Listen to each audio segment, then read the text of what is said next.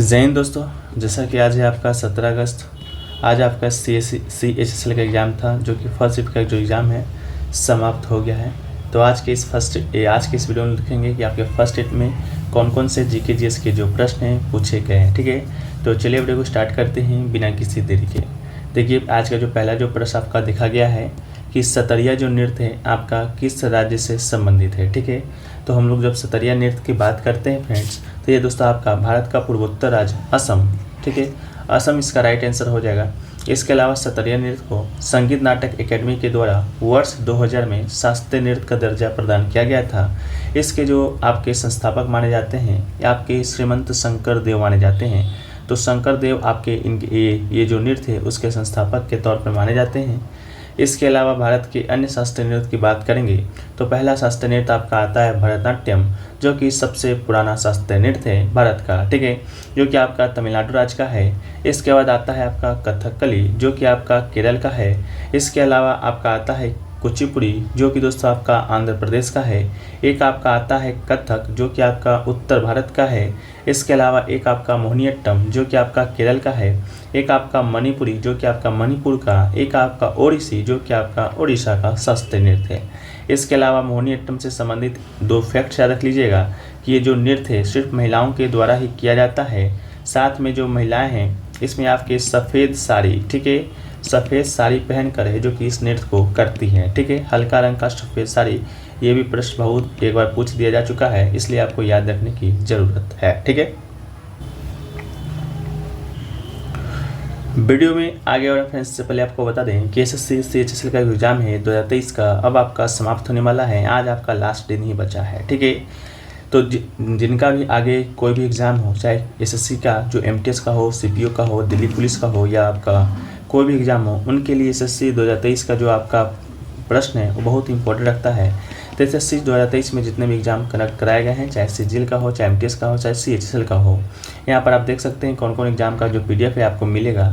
तो मात्र 59 रुपये में इन सभी एग्ज़ामों का PDF आप प्राप्त कर सकते हैं। सभी प्रश्नों के साथ आपको इंपॉर्टेंट एक्स्ट्रा फैक्ट्स मिलेंगे जो कि आपके आगामी आने वाले एग्ज़ाम के लिए इंपॉर्टेंट होंगे। ठीक है, साथ में ओनली आपके GK GS करंट अफेयर्स के प्रश्न आएंगे। इस PDF को प्राप्त करने के लिए नीचे दिए गए 2 व्हाट्सएप नंबर में से किसी भी व्हाट्सएप नंबर पर आप संपर्क कर सकते हैं। ठीक है, नेक्स्ट जो प्रश्न पूछा गया था फ्रेंड्स कि खो खो में कितने खिलाड़ी होते हैं। ठीक है, तो खो खो की बात करेंगे तो प्रत्येक टीम में आपका 12 खिलाड़ी होते हैं, लेकिन ये प्रतियोगिता के दौरान प्रत्येक पक्ष से केवल 9 ही खिलाड़ी मैदान पर उतरते हैं। ठीक है, तो आपके ऑप्शन में 12 होगा, नहीं तो आपके ऑप्शन में 9 होगा। ठीक है, मेरे ख्याल से 12 आपका राइट आंसर हो जाएगा। इसके अलावा अन्य खेल और खिलाड़ियों की संख्या को देखें तो क्रिकेट में आपके कितने खिलाड़ी होते हैं, तो क्रिकेट में 11, साथ में फुटबॉल में भी आपके 11 खिलाड़ी ही होते हैं। इसके अलावा बास्केटबॉल की बात करेंगे तो बास्केटबॉल में 5 खिलाड़ी, पोलो की बात करेंगे तो पोलो में 4 खिलाड़ी, हॉकी में भी 11 खिलाड़ी, बेसबॉल में आपका 9, रग्बी जो फुटबॉल होता है 15। इसके अलावा वॉलीबॉल में दोस्तों आपका 6, आइस हॉकी में 6 और कबड्डी में दोस्तों 7 खिलाड़ी होते हैं। ठीक है, नेक्स्ट है आपका कि 1 एम्पियर में कितना करंट है जो कि होता है, तो 1 ampere equal to 6.25 into 10⁻18 electron दोस्तों आपका होता है। तो ये आपका राइट आंसर हो जाएगा। ठीक है, नेक्स्ट है कि असम में सबसे प्रचुर मात्रा में कौन सी फसल उगाई जाती है। तो बात करें असम में कृषि क्षेत्र में मुख्य रूप से दोस्तों आपका चावल, दालें, सब्जियां जैसी खाद्य फसलों पर केंद्रित है। चावल राज्य में उगाई जाने वाली मुख्य फसल है और असम भारत के सबसे बड़े चावल उत्पादक राज्यों में से एक है। इसके अलावा राज्य जूट, साय और सरसों का भी प्रमुख उत्पादक है।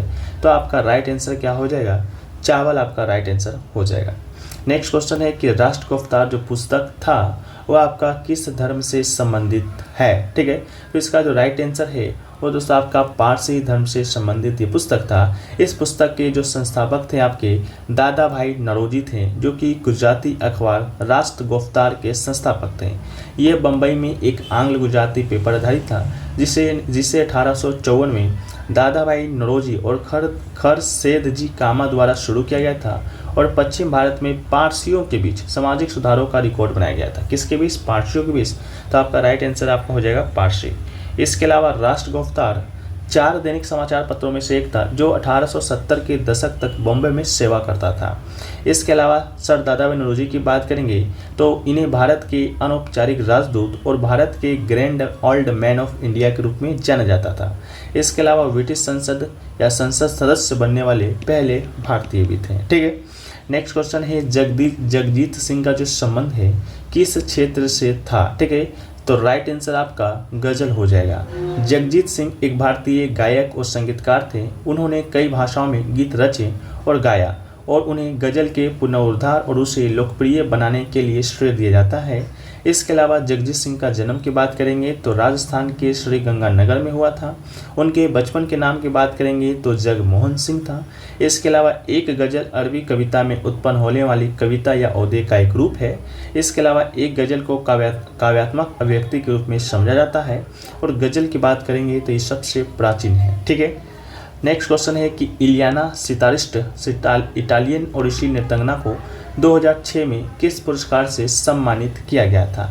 तो इलियाना जो सितारिस्ट थे वो आपका इटालियन थी जो कि ओडिसी नृत्यांगना थी, ओडिसी शास्त्रीय नृत्य थे जो कि आपका उड़ीसा का है।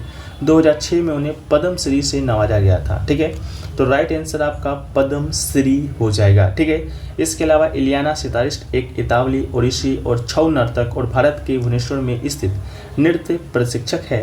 1995 में युगांत के लिए सर्वश्रेष्ठ कोरियोग्राफी के लिए इन्हें 43वां राष्ट्रीय पुरस्कार से भी सम्मानित किया गया था और 2006 में ओडिसी में उनके योगदान के लिए पद्म श्री से सम्मानित किया गया था और पद्म श्री से सम्मानित होने वाली विदेशी मूल की यह पहली नर्तकी बनी थी। ठीक है, नेक्स्ट क्वेश्चन है कि राजस्व घाटे का जो गणना है उसका सूत्र क्या है। ठीक है, तो राजस्व जो घाटा है उसको दोस्तों निकालने का जो आपका सूत्र है राजस्व व्यय माइनस राजस्व प्राप्तियां। ठीक है, ये आपका राइट आंसर हो जाएगा।